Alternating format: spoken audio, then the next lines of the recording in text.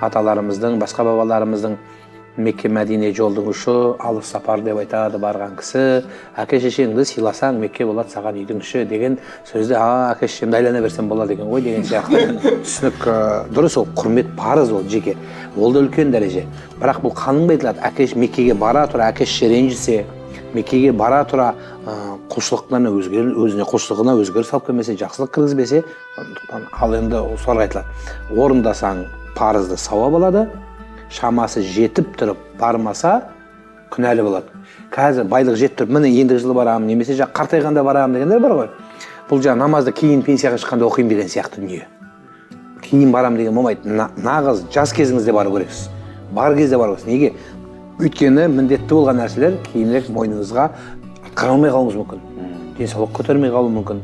Өмірді тоқтап қалуы мүмкін, Алла біледі ғой. Сондықтан жақсылыққа адам асығу керек.